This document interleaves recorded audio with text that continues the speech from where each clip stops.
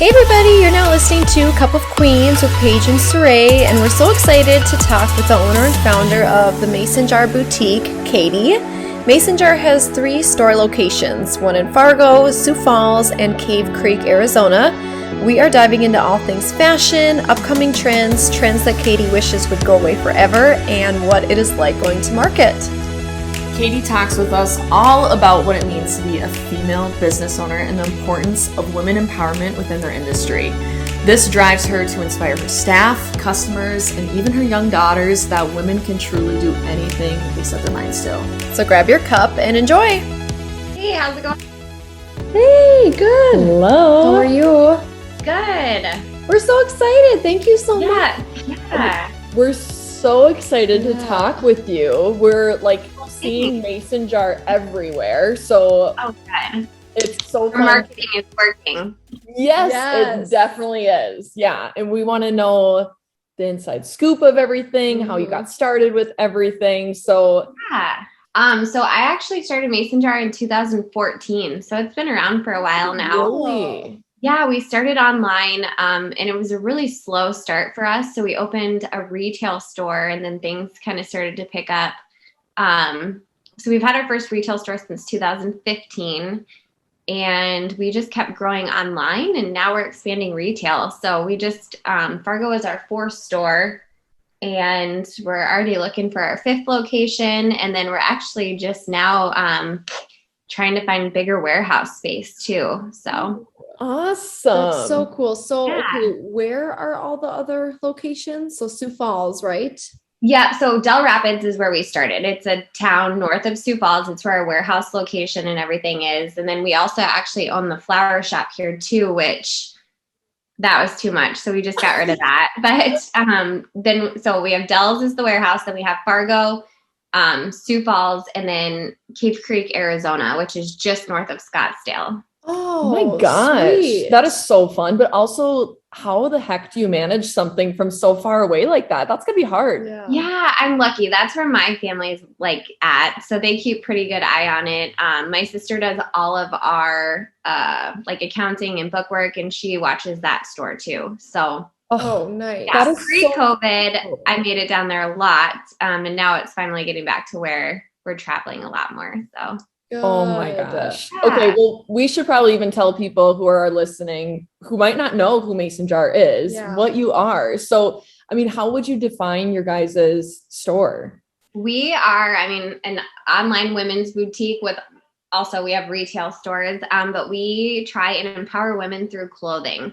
So we are a women-owned, women-run company, and we just really try and give back to our different communities, and we just try and lift the women up that work for us too. So we do like Empowerment Wednesdays for our VIP group, which we have, I think, over 30,000 women now in our VIP group. Oh, Yeah, and we have some really cool women in there. So we'll do like podcasts that we share on Wednesdays, or fitness tips, healthy eating, anything that can make somebody better. And we just, I don't know, we have a really good time. We have like live sales that go 4 times a day, and it's just another great way to connect with women. that's so cool. It's I so love fun. that it's more than just buying clothes, you know? Yeah. You- Create an experience. Exactly, That's yeah. exactly it. I don't know. Obviously online shopping is such a big thing for people, but I do see myself seeking out that experience and being able to know, like, okay, where am I buying this from? Like, who picked it out? What was the reasoning behind it? What did they stand for? So I think that is so fun, and just it's a breath of fresh air to see, for sure. Yeah, we feel like we're in the Amazon age. And so our goal as, a retailer is to give our customers an experience. And that's what sets us apart from, Amazon and the big box stores. Yeah. I'm really curious as far as just starting with just online. What was, kind of the process with that, like the decision making? How did that all come about? That was so much easier back in the day. I feel like now everything is just so saturated. So we just, started buying wholesale out of LA, and started just posting it. We got a Shopify website for $29 a month, and we were lucky. Back in the day, I felt like your interaction and everything with Facebook was so much greater. And so we basically grew it on Facebook with giveaways. Eventually we started a VIP group and grew that. And, we worked with some different marketing companies. And I think honestly though, now we hardly do any paid advertising, and it's all in like organic engagement, just from interacting with our customers. Yeah.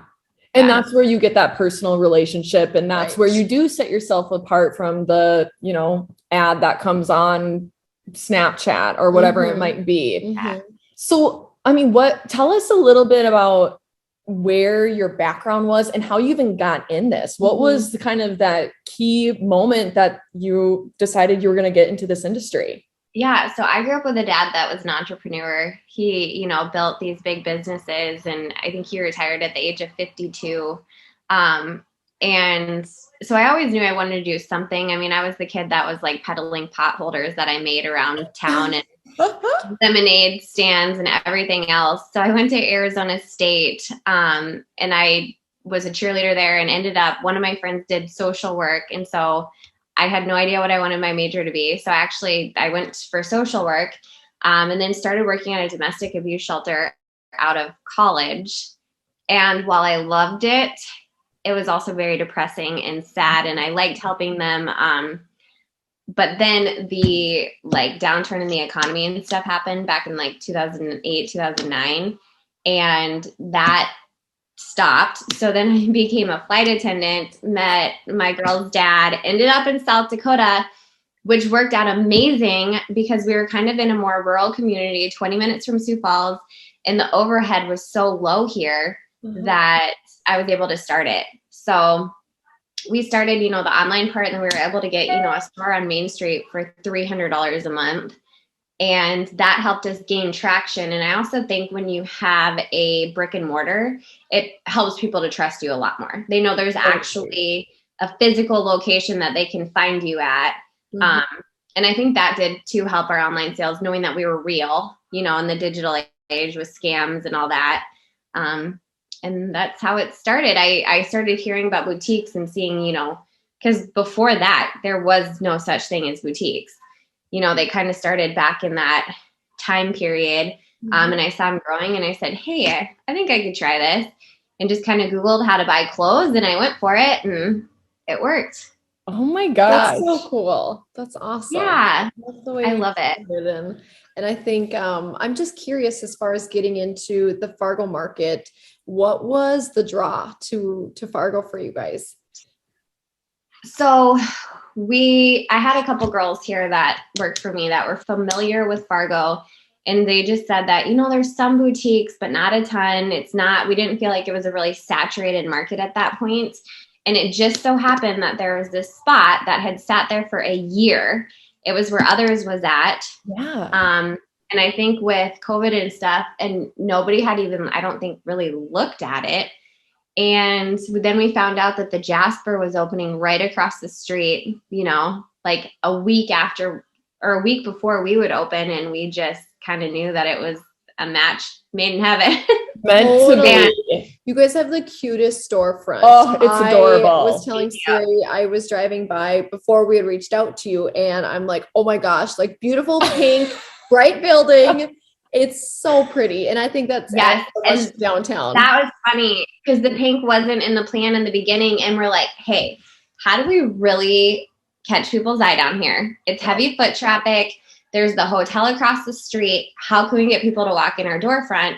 And my marketing girl was on Pinterest, and she was like, Katie, look at this pink storefront. And so we for sure thought we were going to be shot down when we asked the building owners. And I was like, please, let us paint it pink. I will have a lawyer write up a contract saying that we will paint it back exactly how it was when we are out of this building. And I knew that the answer was going to be no. And I opened up my email, and they said yes. And I was like screaming, so excited. And then it took us 100 shades of pink to find the right paint. Oh. But that storefront could not have turned out anymore how I wanted it to. It's amazing. It's so worth any ounce of stress that it took to get it to look that way. I remember we were opening the store and I was working, it was like 18-hour days to get that thing open because of course I was like, oh, we can open it in a month, no problem. And so like literally from like lease signing to open, I think it was a month. Wow. That's insane. Quick turnaround. Yeah. Wham, bam. Thank you, I ma'am. think after opening that store. Gosh. Okay. So the other thing, I mean, aside from the beautiful exterior, it's so gorgeous. The name, what does the name mean? Where did that come from? So the name came back in the day, like 2014, when mason jars were all the rage. Yes. So many people. I mean, now I feel like our brand is big enough that they know mason jars clothing. But before they were like, oh, do you sell like mason jars? And I was like, no. So we always say mason jar, like women's boutique or mason jar boutique. And it just came back in the day and it kind of stuck. And honestly, I feel like we're more of a conservative, wholesome brand. So I feel like the name matches that part of it. Yeah. And it just stuck. And, you know, we have it trademarked now and everything else. So it definitely catches your attention. It does. Even though it was all the rage, it still is like, it's like definitely causes some interest to be like, what is that? Yeah. And that's why too, like, I mean, like I said, we're branded enough now where I feel like a lot of people know what we are, but if not, you know, we always make sure you stick those clothes in the window. Yeah, there you go. And you got the pink wall. I don't see attraction being an issue at all. Yeah. No, our Fargo store, I think it's done better than any other store we've opened. So Good. That's awesome. we're really glad we opened there. Yeah, that's awesome. So speaking of all the beautiful clothes that you guys have in the store, what is it like going to market? I feel like that would be so much fun. So give us the inside scoop. It's fun. I used to do every market known to man. And actually, I've made really good relationships with all of my vendors that I go to LA now more than anything. I go into the fashion district. And it's really cool because I get stuff before it even goes to market.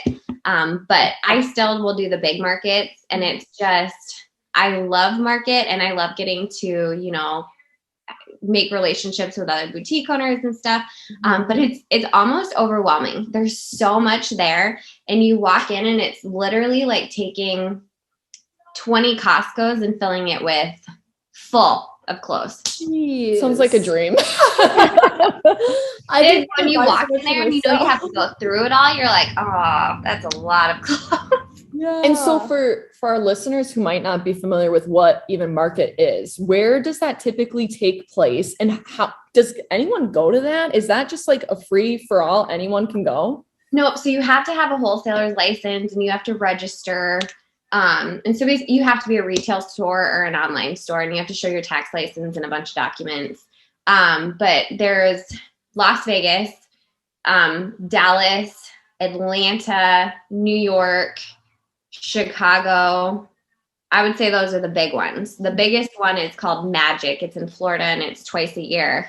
And actually though, this year I talked to one of the heads of it and it was down 40% from last year. Wow. So I think a lot of retailers are starting to trend to going to LA because that's where all the clothes come out of anyways. That's where like you walk into Fashion District and it's entire neighborhood full of little stores, which are all wholesalers.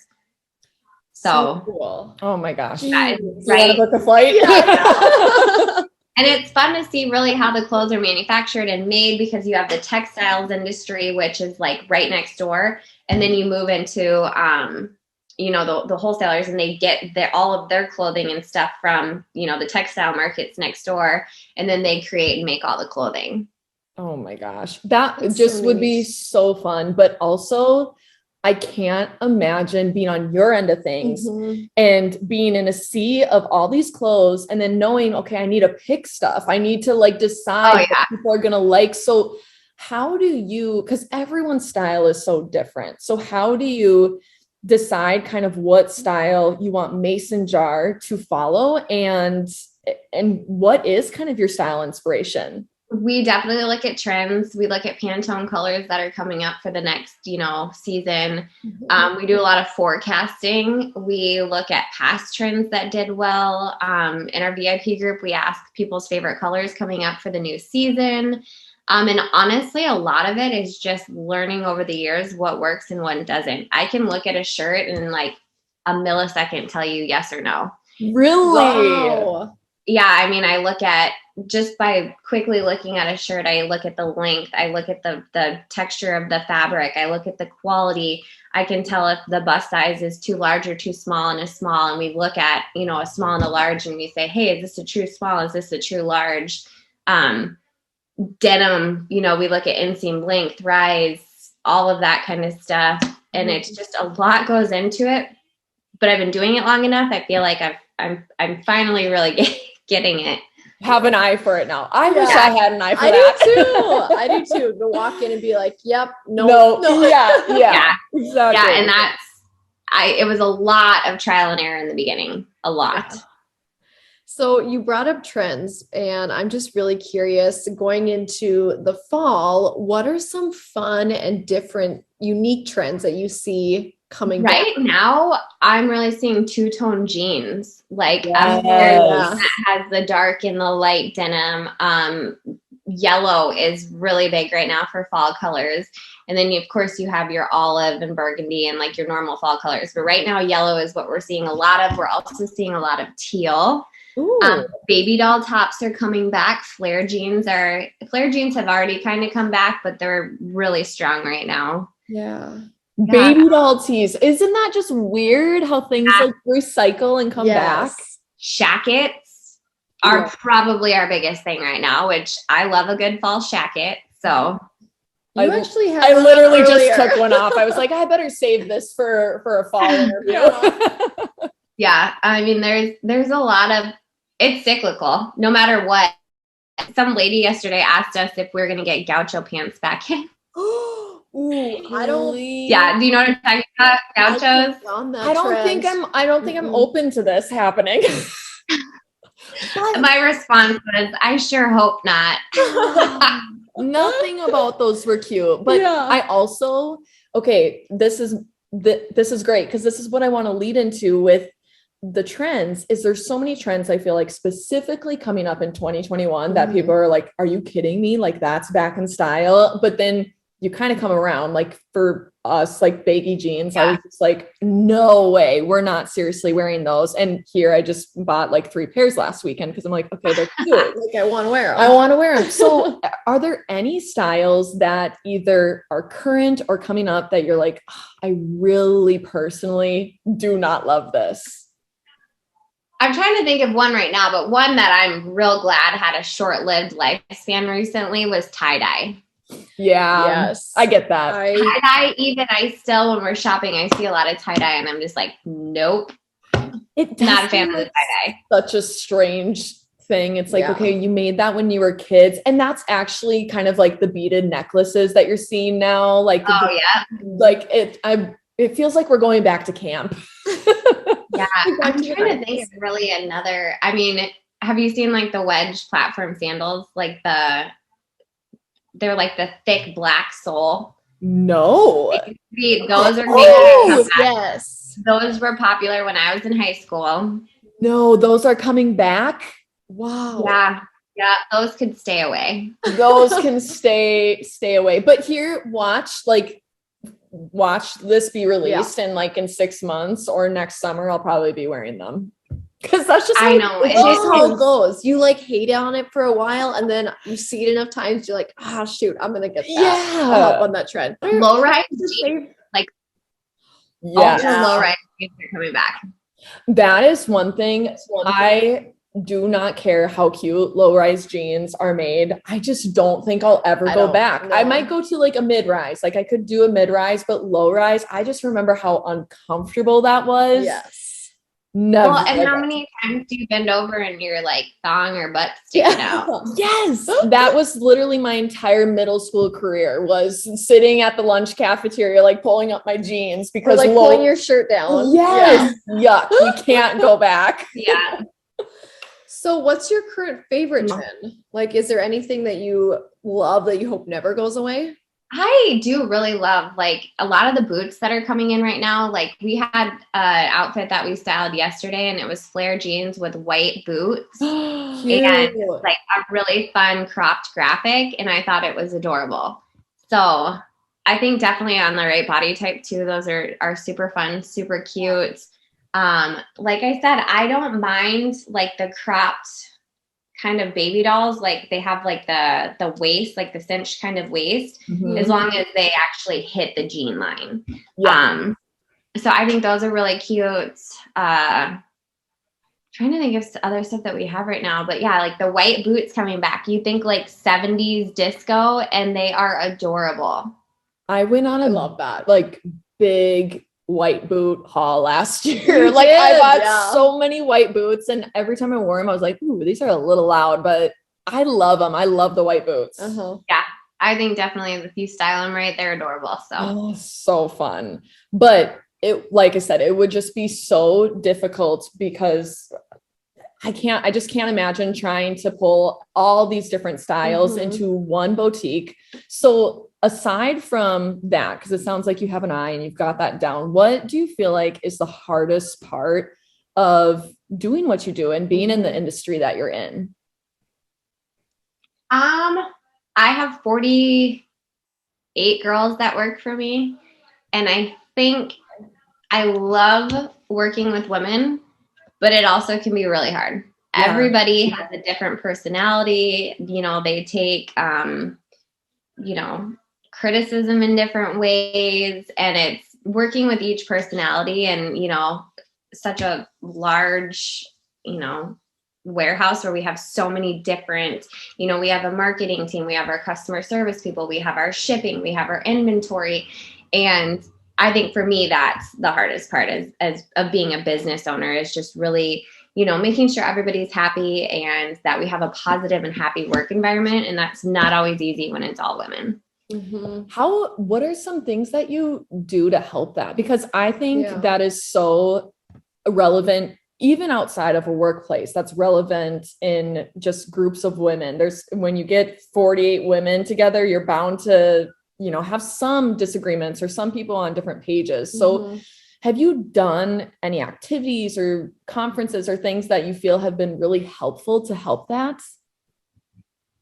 Yeah. So I actually have kind of worked with, not really a life coach, but a business coach.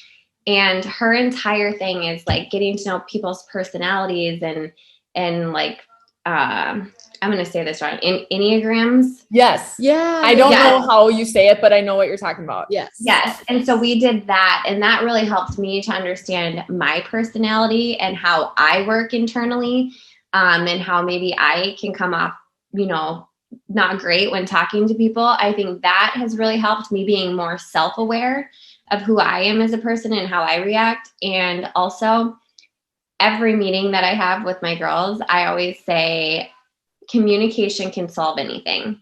And so if I sense tension or a problem, I literally am like, hey, what's up? Like, what's going on? I can sense something. Let's talk about it. And every single time I say that and we have a conversation, by the end of it, it's squashed and it's good and we can move on. That's huge. Communication really is key, especially when, like you said, you have so many different personalities. You guys aren't all in one location. So how can you reel it all in and be on the same page? That's awesome. So simple. Yeah. And to me, I mean, in all aspects of life is so important. My marriage, my relationship with my children. And I think just letting, other people know how I feel and vice versa solves a lot of problems. Because I feel like when people are really upset or they have anger or resentment, it's because they don't feel heard. So I think as long as we hear them, they feel a lot better about the situation. I also love I'm going to say it wrong too, the Enneagram thing, because I think have you ever done one of those? No, but I want to. Okay. Yeah. I have done one of those. I think I'm a 3. I can't remember for sure, but I personally feel like doing those just to be a little bit more aware of like, oh yeah, I am kind of like this. Like when I talk to people, I should maybe just try to remember that my personality traits are like this. I think it's just good for people to know what they are. Yeah. To better communicate too. Yeah. Mm-hmm. Yeah, being self-aware is huge. And it's so funny because I took mine and it came back and I was like, ha, this could not be more accurate about me. I know. So They're so right. every piece of it defined my personality to a T. I am going to do that We this need afternoon. We need to do it'd that. Be fun. Yeah. I'm so curious. Yeah, and it's great because like my sister took it with me. And so because we are constantly working together, like I said, she's our CFO. And we butt heads like no other. And we took it and we were exactly like the most opposite that we could be. Really? And and it helps to run a company together because she has like, the concerns, she's, reluctant to do things. And then I am like full force, let's go, let's do this. And so, let's go, let's do this. And she's like, whoa, let's look at all aspects of it. So it makes for a great combination, but it also is a lot of headbutting. That is so interesting. I feel like I took mine probably 3 years ago. So I wonder if I should like redo it. Like, I don't know. Yeah, you guys should take it together because it's really fun because you each get your own like individual reading and then you guys can see like where you guys connect or where you don't. Yeah, we'll link that for everybody so everyone can take this test and see what they are. Absolutely. So I feel like obviously there's a ton of areas that are super rewarding with your job. So especially being a female business owner, what does that mean to you? I have 3 little girls that are 7, 9, and 11. And I know that it's 2021, but I still think that there's some stigmas out there about, women and that we're not always capable or as smart as men. Mm-hmm. And so I am trying to be a role model for my girls. And I tell them multiple times a week that they can literally do anything in this life that they want to do. And we, have little sayings and reminders, and I push them, not to really test adults or anything, but to ask questions. If somebody says you can't do something or something else, ask why and get information, gather information. And, that's something that we talk about. I point out female leaders. We look at, female Olympians and things that they've gone through. And so to me, just being an example for my girls and showing them that, girls can make just as much money as boys. We can, run any company. And I said, I'm raising little girls that are going to be able to go head to head in a boardroom. And if they want to be stay at home mom, that's fine too. More power to you. And I'll love you just the same. And that's a very, very important job too. Mm-hmm. But whatever, and I always say, whatever you want to do, I just want you to be happy. So I want them to know that they're capable of literally anything. That's awesome. That so gives sweet. Me like tears in my eyes because that is so sweet. And I really loved what you said about like encouraging them to ask why. Mm-hmm.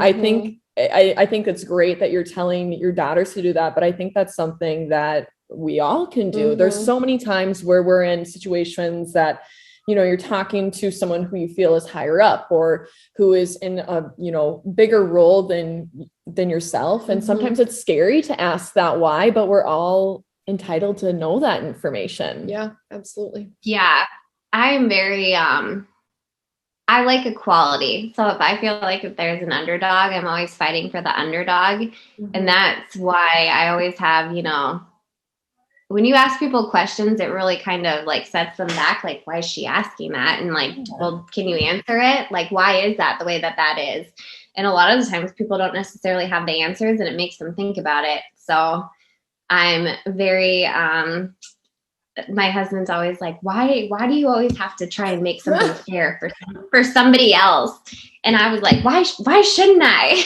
Yeah, absolutely. And I mean, when you still look at data and numbers and, salaries of men versus women and all sorts of stuff, there's still a lot of, unjust things out there that I would like to see change by the time my girls get older.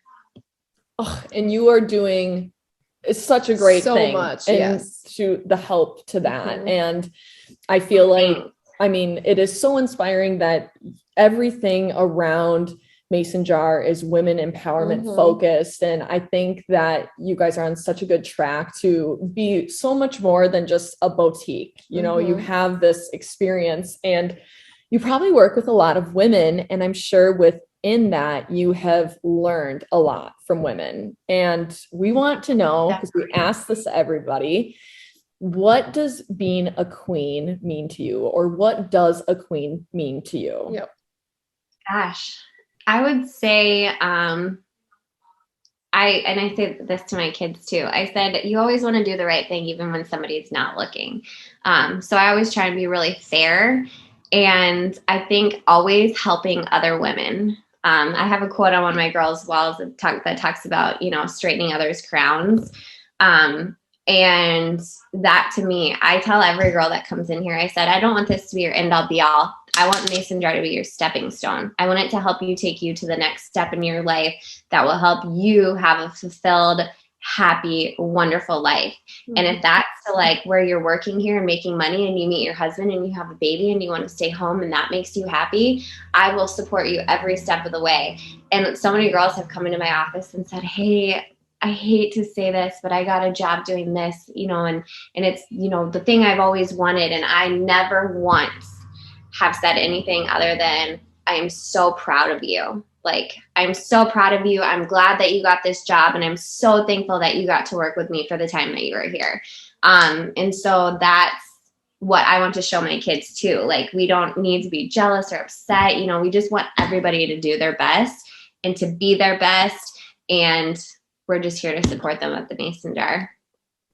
Dang, That girl. was the best answer ever. That's so so great. great. That's super inspiring. Yeah, we even one of our girls here is starting her own bathing suit line and stuff. And I've, you know, said, ask me any question you want. So that is, I think Yeah. it's so great too that you don't feel threatened and that you're just so encouraging, because I think especially in this day and age, it's so hard to come by and it seems like everybody's kind of my God, themselves. So that's huge. some of my best friends are other boutique owners and we collaborate together. We call each other with problems and then we'll approach, you know, other boutiques and be like, hey, we're all going to lunch. And they'll be like, why would I go? You know what I mean? And I'm like, that's your choice. That's totally fine. I respect your decision, but you're missing out because I have gained so much knowledge from other boutique owners, big and small. I mean, some of the girls that own boutiques that are small have given me some of the best advice. So, I mean, there's a lot to learn out there. If people would, you know, stop putting those walls up. I love that. And I feel like that's something so great, again, to be applicable in any area. I mean, do you ever feel like you run into businesses that just hold all their cards tight and don't want to share any of their secrets and then end up kind of falling behind because they aren't open to sharing and helping others grow? Yeah, definitely. And I think there's a couple too of these girls that I know that do that. And I think they live a pretty lonely life because I think that, you know, they go to market and they're in a hotel room by themselves, or they, you know, don't have people to go to LA and that kind of stuff with. And I just think, you know, you're losing a lot of really great advice because, you know, if you're sitting at a table with 20 other business women that have already made that mistake, they're saving you from making that mistake. And I think I'm at the point too now where we're big enough and we've been around long enough that I'm really not worried about, you know, somebody stealing a customer or anything else. My thing is if I didn't do a good enough job, that customer is going to leave. Yeah. So I better step up my game then. Well, speaking of game, yeah, that was the best lead in there. We have a fun game. So we always play kind of a surprise game with each of our guests, and it's super fun. Super easy. Yeah. Basically, we're just going to run through. Yeah, don't worry. No stress. There's no punishment if you don't do well because you literally can't not do well. Yeah, no. Perfect. So we're going to be giving you a list of items, clothing items, fashion focused items. And we want you to share your opinion on whether you think they are trendy or timeless. Okay. Cool. I got this. I'm excited about this. There's a couple on the list that I'm like, oh, we'll see. Some of these I'm scared to hear your answer because I'm like, oh, shoot. This will be good for us. This will be good, yeah. And then I'll go purge my closet after this. Yeah. Just kidding. I'm sure I have some interesting things in my closet. Oh gosh. Okay, the first one, rompers.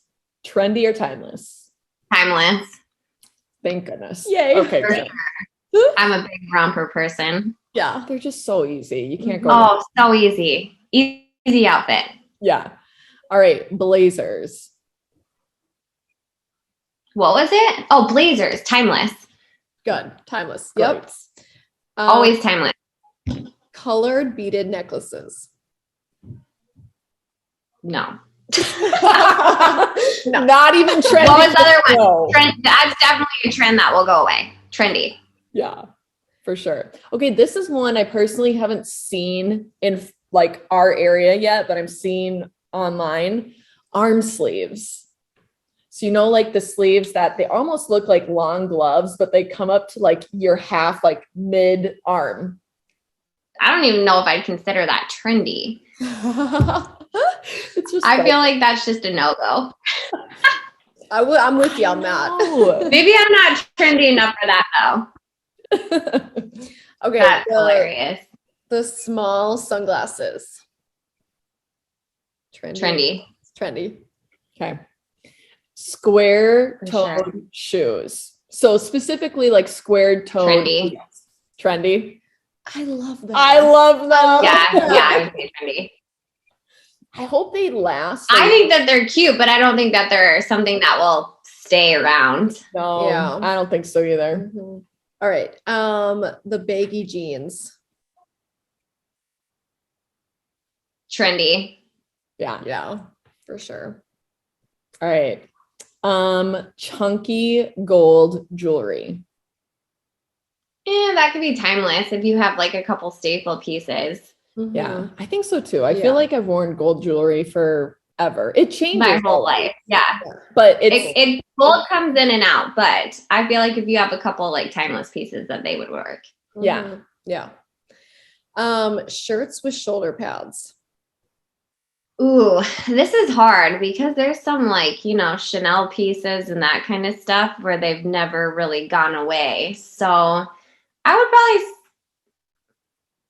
I wouldn't say like the big shoulder pads, but Right, maybe yeah. timeless. Okay. I think so too. I'm Yeah. glad that you said that because I was hoping that you would.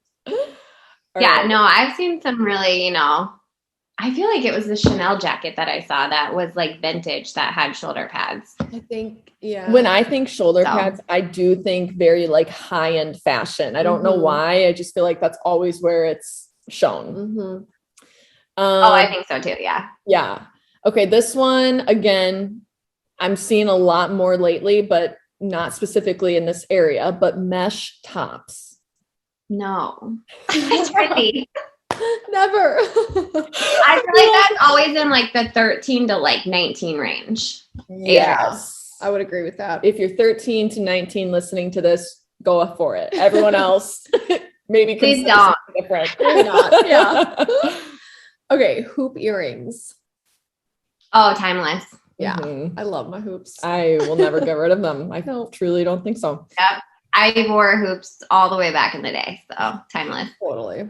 All right. Rose gold, specifically probably talking about like jewelry or hardware. It's been around for a while now. Mhm. But I don't remember rose gold back in the day. Do you? I don't know. I don't. I almost wonder if I just there wasn't a name for it, Yeah. I would probably say timeless. I don't see it going away because even like some of my friends have rose gold wedding rings now. Yeah. Yeah, that's true. That is the place that I feel like I see it done really, really well. Mhm. It seems like it's hard to buy rose gold jewelry from like a fast fashion spot. Then Yeah. it gets a little weird looking, Yeah, but little fake. Cheap looking. yeah, exactly. it really does. But yeah, I've seen some amazing engagement rings that are Mhm. fully rose gold. Definitely. Designer handbags and totes. Oh, Specifically, timeless. yeah, Okay, yeah, yeah. good. My mom still has Louis Vuitton that she had when I was little, and it's still the same print. I would say, some of the Chanel handbags are vintage that you wouldn't know that they're 30 years old. Definitely timeless. I actually were big into that. And we were just looking up some Chanel bags and they did a huge price increase on their bags. Yeah. And people are saying they said actually Louis Vuitton, their canvas stuff is going to be a big price increase on Sunday. So, oh my gosh, really? Everyone get your orders in. Shoot, seriously? Yeah. And I think too, like the YSL, I think will always be timeless. I agree. So, yeah. Sunday is Louis' price increase. So, okay. I'm throwing in a question here because I'm just curious to know your thoughts. What out of designer bags, what are the 3 brands that you feel like hold the best value? Chanel. Well, for sure Chanel. Like the vintage Chanel stuff gets crazy. YSL.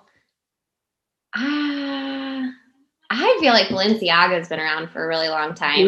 Really? Okay, that's good to know. Yeah, but I would say Louis Vuitton. I mean, like I said, my mom had that stuff when I was little. So yeah, those are the top 3. That's good to know. I feel like Chanel and Louis, like a lot of people talk about, but I'm always like, what's that third one for people? That third spot always kind of waffles between some different ones. So that's interesting. All right. This next one, we were just having this whole conversation about because we're uneasy about it, but wedges. So any type of wedge shoe. I am like the biggest wedge person known to man because I'm 5'3" and I don't like heels because I suck at walking in them. But a good wedge with a strap to hold the shoe to my foot, I can walk in any height. Totally. So 100%. I'm going to go timeless. Timeless. She's like, don't get rid of the height for me. I need the height. I wore a pair yesterday and I'm kind of like, oh, I don't know. Am I not supposed to be wearing these anymore? But I'm going to keep them. Yeah. Yeah. All right. I'm a big wedge person. Yeah. Okay. Last one, Air Force Ones. My kids, like my 9-year-old, she is the biggest tomboy known to man. She plays football. She's obsessed with them. Obsessed. We have like the cherry ones. We have all the different prints. And you know what? They've been around forever. So those are definitely timeless. I think so too. Yeah. I love them. I think they're here to stay. Yeah. Yeah. Paige and I were behind the 8 ball. We just bought our first pair like this year. Yeah. But we're like, I love why it. have we never had these? These are amazing. So I'm glad you're on board with this. Yeah. So, okay. Where can people find you? How can people connect with you? Shop? Give us all the deets. Yeah. So like my personal Instagram is Mrs. MRS Katie KT Wilson.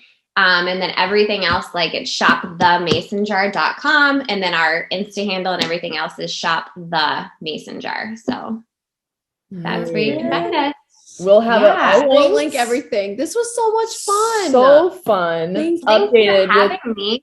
Yes, keep us Absolutely. updated with the new locations, and as you guys continue to grow, I mean, we'll of course follow along, but we'd love to hear. And everybody, go stop into the new Mason Jar in Fargo. Yes, you won't miss Right on out. Broadway. Get a photo in front of that pink wall.